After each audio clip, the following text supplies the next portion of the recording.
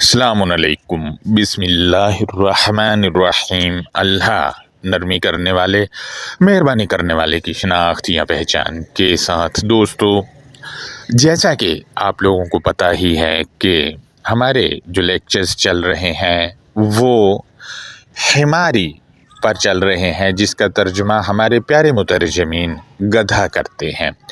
उसी सिलसिले की कड़ी में आज का लेक्चर है और ये लेक्चर सूरा अल बकरा की आयत नंबर 259 पर है। इस आयत में हिमारी का आया है, उसको हम देखेंगे कि ये क्या है। इसके साथ साथ और भी बहुत सारी चीज़ें इस आयत के अंदर हैं, लिहाजा आयत की अंडरस्टैंडिंग पर तो बाद में जाएंगे। उससे पहले मुरव्वजा तर्जुमा देखें, मैंने स्क्रीन पर लगाया है, इसको पढ़ें।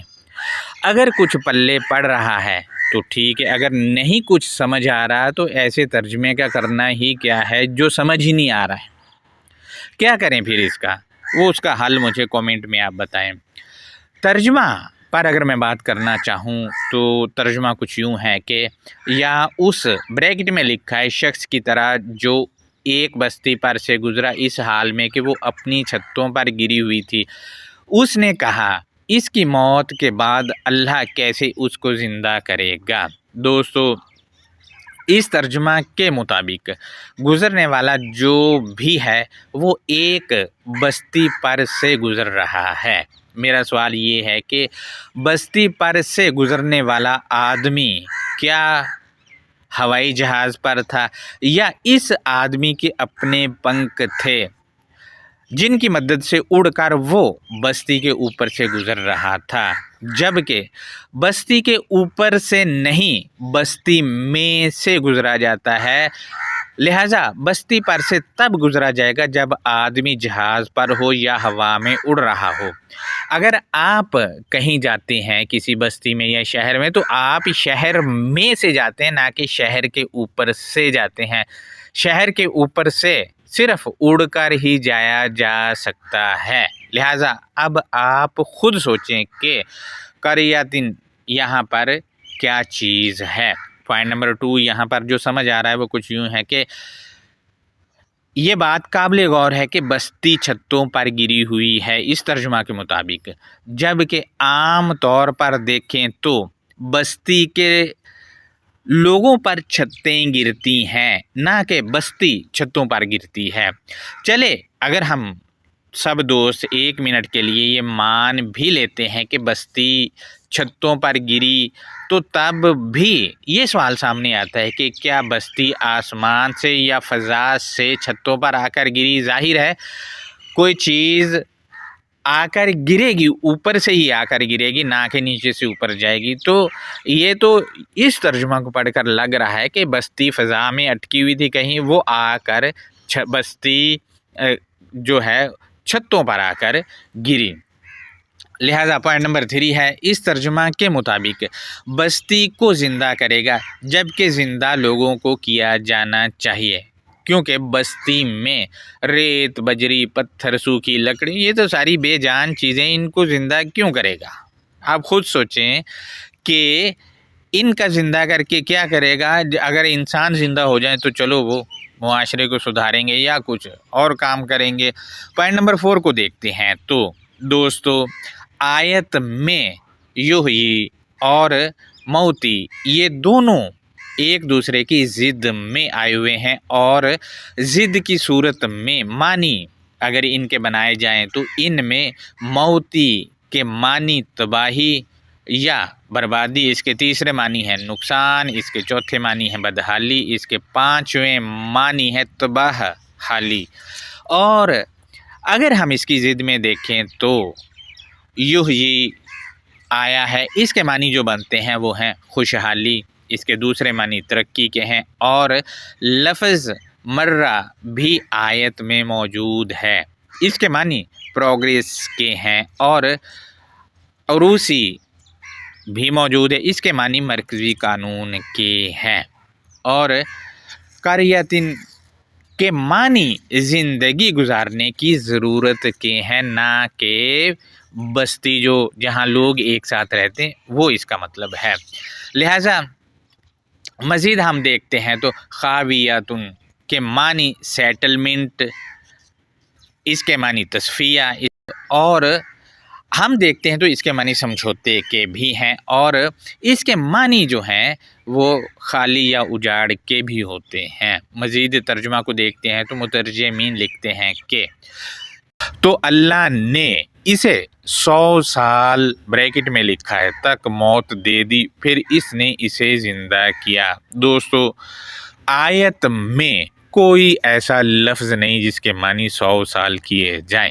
आयत में जो मुरक्कब है वो है मिआता आमीन। ये मरकब अज़ाफ़ी है और बतौर मरकब अज़ाफ़ी इसका तर्जुमा किया ही नहीं गया है, जबकि इसमें इस मुरक्कब में भी कोई ऐसा लफ्ज़ नहीं जिसके मानी 100 या साल किया जा सके। लिहाजा इसके मानी क्या बनते मैं आगे चलकर आपसे शेयर करता हूँ। मज़ीद हम देखते हैं तो उसने फरमाया तू कितनी मुद्दत ठहरा रहा। उसने कहा मैं एक दिन या दिन का कुछ हिस्सा ठहरा रहा हूँ। दोस्तों, यहाँ तर्जुमा से कुछ भी साबित नहीं हो रहा है कि कहने वाला कौन है और सुनने वाला कौन है, और आयत के जिस मतन का ये तर्जुमा किया गया इसमें कोई ऐसा लफ्ज़ है ही नहीं जिसका तर्जुमा दिन कर दिया जाए। आयत में लफ्ज़ यौमन आया है जिसके मानी दिन नहीं है, क्योंकि अगर दिन मानी लिया जाए तो कुतबैन की तरफ दिन तकरीबन 5 माह का है, और हमारी वाली साइड पर 12 या 14 घंटे का दिन है, और कहीं 23 घंटे का और कहीं 18 घंटे का। अगर हम इन सारी चीज़ों को मद्देनज़र रखें तो सवाल पैदा हो रहा है कि कौन से खित्ते का ये दिन था, जबकि यौमन एक सिफ्त है और इसके मानी टाइम पीरियड या ज़माने के हैं। दोस्तों, मज़ीद आगे बढ़ते हैं तो मुतरजमीन ने लिखा है कि उसने फरमाया, बल्कि तू 100 साल ब्रैकेट में लिखा है तक ठहरा रहा, बस तू देख अपने खाने और अपने पीने की चीज़ की तरफ, वो बासी नहीं हुआ। दोस्तों, आयत के जिस फ्रेज़ का ये तर्जुमा किया गया है वहाँ आयत में लफ्ज़ मिआता आया है, इसके मानी 100 किए गए, जबकि इसके मानी खुद पसंदी के हैं। और आयत में लफ्ज़ तामी का आया है, इसका मानी भी बतौर असूल किया ही नहीं गया है, ये मरकब इज़ाफ़ी है। बतौर मरकब इज़ाफ़ी इसका तर्जुमा किया ही नहीं गया है, जबकि इसमें तामी के मानी ज़रूरियात ज़िंदगी है, और पीना भी किसी लफ्ज़ के मानी नहीं है इस फ्रेज़ में, बल्कि वशराबी के मानी पीने के नहीं बल्कि शराबूर होना, या इसके मानी है शराब होने से मुतल्लिक। मज़ीद ये है कि शराबी का ये भी मरकब इज़ाफ़ी है और इसका तर्जुमा भी बतौर मरकब इज़ाफ़ी नहीं किया गया। मज़ीद हम आगे देखते हैं तो प्यारे मुतरजमीन ने लिखा है कि और तू अपने गधे की तरफ देख, और ताकि हम तुझे लोगों के लिए एक निशानी बनाए, और तू ब्रैकेट में इन्होंने लिखा है गधे की हड्डियों की तरफ देख, कैसे हम उनको जोड़ते हैं फिर हम उन पर गोश्त चढ़ाते हैं। बस जब उस पर वाज़े हो चुका उसने कहा मैं जानता हूँ कि बेशक अल्लाह हर चीज़ पर कादिर है। दोस्तों, यहाँ 2 बातें हैं। एक तो मरवजा तर्जुमा के मुताबिक कहा जा रहा है कि तू अपने गधे को देख, और उसका नतीजा ये बताया जा रहा है कि इससे देखने वाले को निशानी बनाया जाने का कहा जा रहा है, और दूसरा ये कहा जा रहा है कि गधे की हड्डियों को देख, उनको जोड़कर हम उन पर गोश्त चढ़ाते हैं।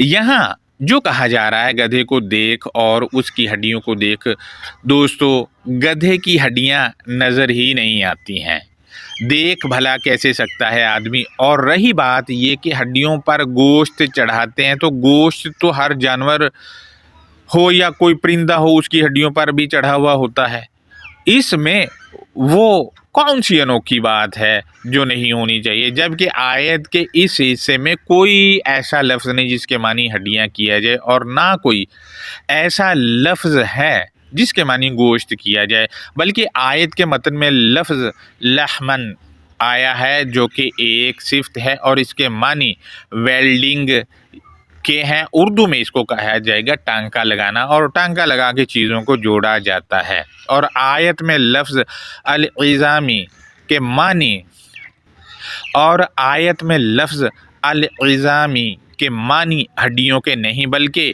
इसके मानी शान शौकत के हैं। लिहाजा मज़ीद हम देखते हैं कदीरुन के मानी पैमाना मुकर्रर करने वाला है। और यहाँ पर मैं आपको मज़ीद भी बताता चलूँ कि आयत के इस आखिरी फ्रेज़ में कुल्ली शैइन ये मरकब अज़ाफ़ी है। मज़े की बात है कि इसका तर्जुमा भी बतौर मरकब अज़ाफ़ी नहीं किया गया, लिहाजा शैइन कहते हैं मकसद, मौजू या ढांचे को भी कहा जाता है और असबाब को भी कहा जाता है, लेकिन हमारे यहाँ शैइन के मानी चीज़ें करके जान छुड़वा ली गई। कुल्ली शैइन का तर्जुमा करते हैं हर चीज़। अरे भाई ये मरकब अज़ाफ़ी है, बतौर मरकब अज़ाफ़ी इसका तर्जुमा होगा। लिहाजा दोस्तों अब इस आयत की अंडरस्टैंडिंग को देखते हैं। तो सूरह अल-बक़रा आयत नंबर 259 है। ये पिछली आयत के तसलसल में है, ये ऑप्शन नंबर 2 है समझाने के लिए। पिछली आयत में इब्राहीम, पिछली आयत के तसलसल में ये वाली आयत है 259, उसके तसलसल में है। लिहाजा पिछली वाली आयत का आप मुतालिया खुद करें, उसी का पॉइंट नंबर 2 देकर मिसाल देकर समझाया जा रहा है यहाँ पर कुछ यूँ करके कि औकल्लज़ी मर्रा अला क़रियतिन वहिया खावियतुन अला उरूशिहा, या जो इस तरह का हो कि ज़िंदगी गुजारने की ज़रूरत पर इसकी प्रोग्रेस इस हाल में हो कि ज़िंदगी गुजारने की ज़रूरत के मरकज़ी कानून की तरफ सेटलमेंट पर हो, यानी उसकी प्रोग्रेस जो है वो उस कानून की तरफ हो जो मरकज़ी हो, उस पर हो। दोस्तों ज़िंदगी गुजारने की सबसे बड़ी ज़रूरत कानून और इल्म है, और कानून 2 तरह का होता है, रहमानी और गैर रहमानी। यहाँ ज़िंदगी गुजारने की प्रोग्रेस के मुताल्लिक बताया जा रहा है, इसकी प्रोग्रेस इस हाल में हो कि ज़िंदगी गुजारने के कानून की तरफ सेटलमेंट पर इसकी प्रोग्रेस हो। तो इसके बारे में जो कहा गया है वो आगे जाकर बताया गया। मज़ीद करिया क्या है इसके मुताल्लिक भी आयत में जाकर आगे बता दिया गया है। लिहाजा अगला फ्रेज़ हम आयत का देखते हैं तो उसमें है कि काला अन्ना युहयी हाज़िहिल्लाहु बअदा मौतिहा। मरकज़ी कानून की सेटलमेंट और मरकज़ी कानून पर प्रोग्रेस करने वाले ने कहा कि कायनात बनाने वाला भला इस ज़िंदगी गुजारने की ज़रूरत को इसकी तबाही या बदहाली के बाद कैसे खुशहाल करेगा। दोस्तों ज़िंदगी गुजारने की ज़रूरत तबाह हाल है, उसको खालिक कैसे खुशहाल यानी ज़िंदा करेगा।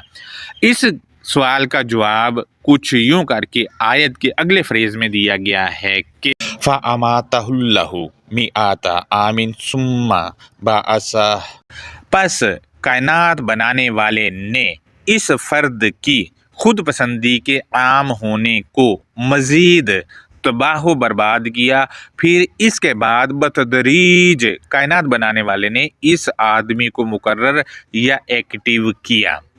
दोस्तों खुद पसंद आदमी, जिसको नरगसियत पसंद आदमी भी कहा जाता है, जो कि मुआशरे के लिए नुकसानदा होता है, उसकी खुद पसंदी को जो कि आम थी उसको बढ़ने ना दिया बल्कि उसको ख़त्म किया। उसके बाद जब खुद पसंदी उसकी ख़त्म हो गई तो फिर उसको एक्टिव किया। अब आप देख लें मुआशरे में जो भी खुद पसंद आदमी होगा, नरगसियत का शिकार होगा, मुआशरे के लिए तबाह होगा और ख़ुद भी वो तबाह हो रहा होगा।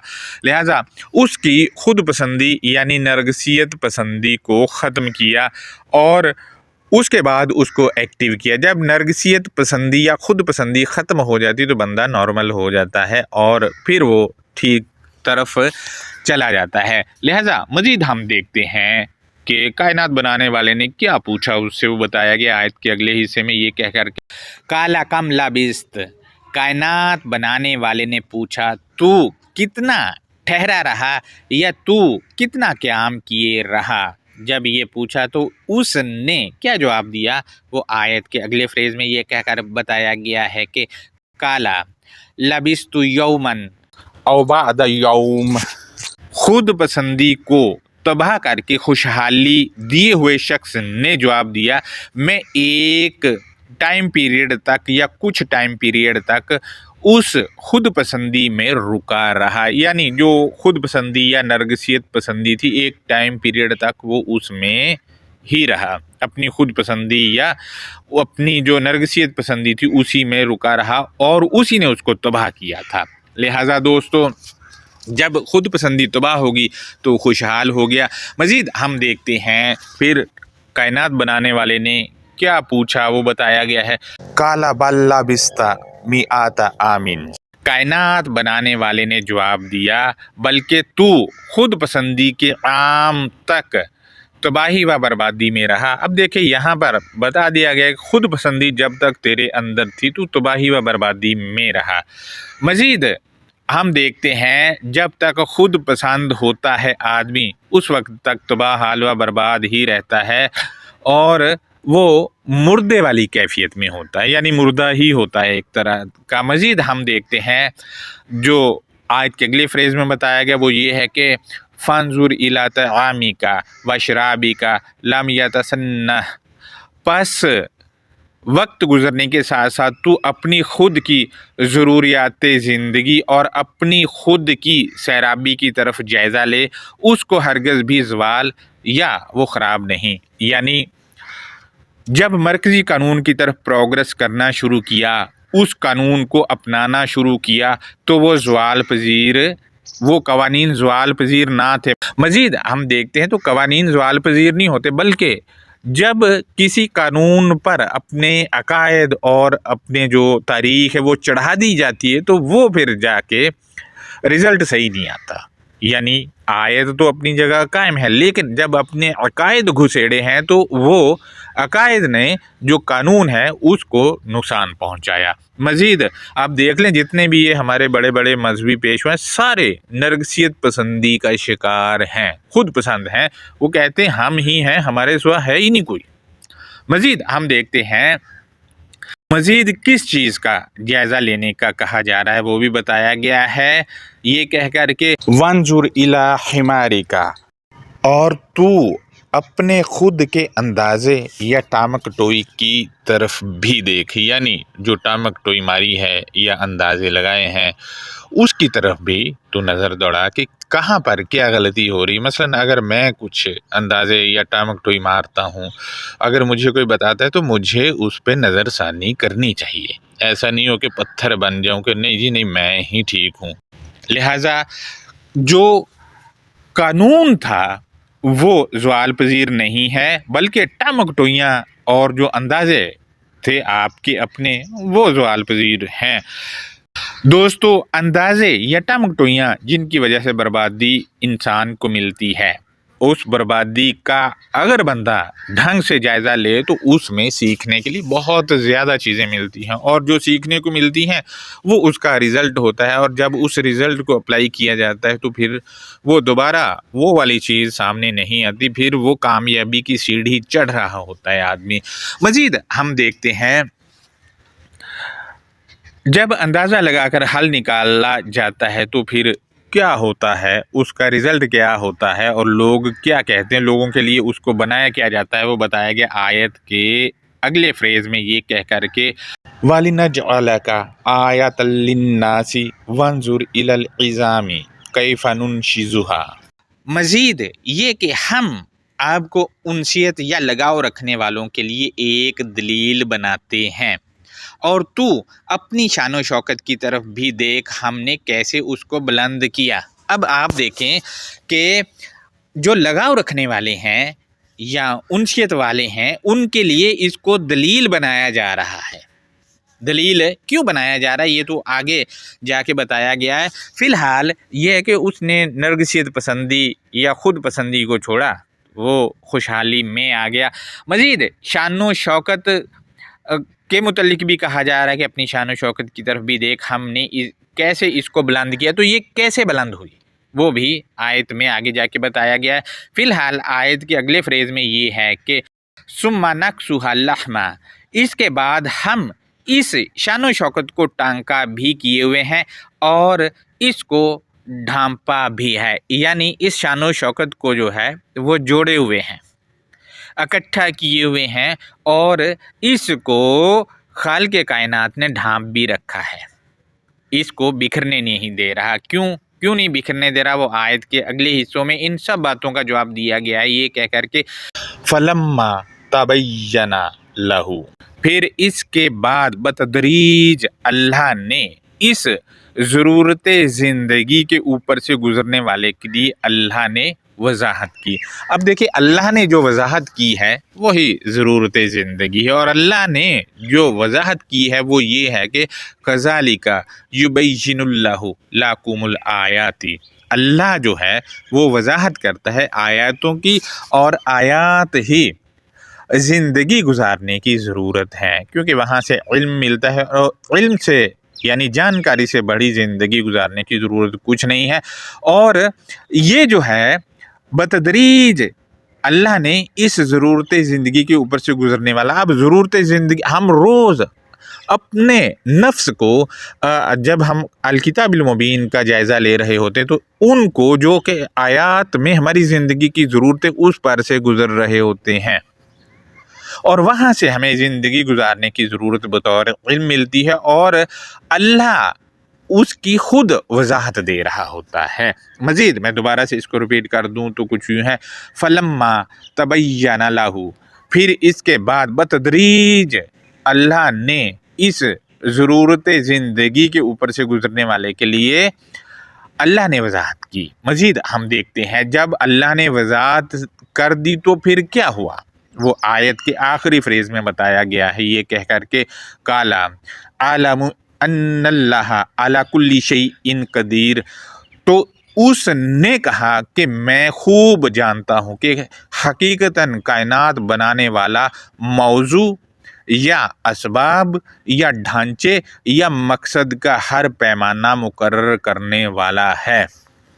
اب آپ دیکھ لیں جتنے بھی موضوعات ہیں الکتاب میں، ان کا جو پیمانہ مقرر کیا ہے وہ اللہ یعنی کائنات بنانے والے نے کیا ہے، اور جو اسباب ہیں ان کا پیمانہ بھی اسی نے مقرر کیا ہے، اور جو ڈھانچہ یعنی باڈی ہے، باڈی کا پیمانہ بھی اسی نے مقرر کیا ہے، اور مقصد جو ہوتے ہیں اس کا پیمانہ بھی کائنات بنانے والے نے مقرر کیا تھا۔ اس کے لیے جب اس نے نرگسیت پسندی کو چھوڑ کر اس کو خیر آباد کہہ دی، اور جب کائنات بنانے والے نے وضاحت کر دی اس کے اوپر زندگی گزارنے کی ضرورت کی، تو پھر جو ہے وہ خوشحال ہو گیا۔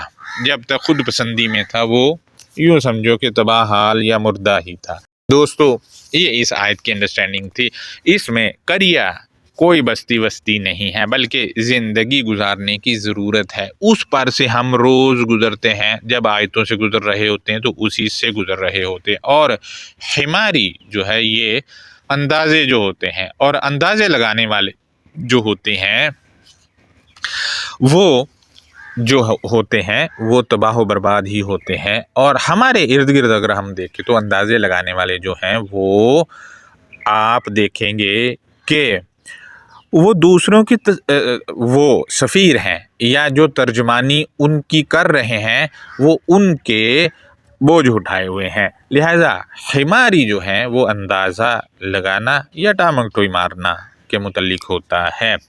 اس آیت میں جو میں نے آپ سے شیئر کیا ہے اس پر کوئی سوال ہے تو وہ آپ مجھ سے کومنٹ میں ضرور کریں۔ اللہ حافظ، اپنا بہت زیادہ خیال رکھیں۔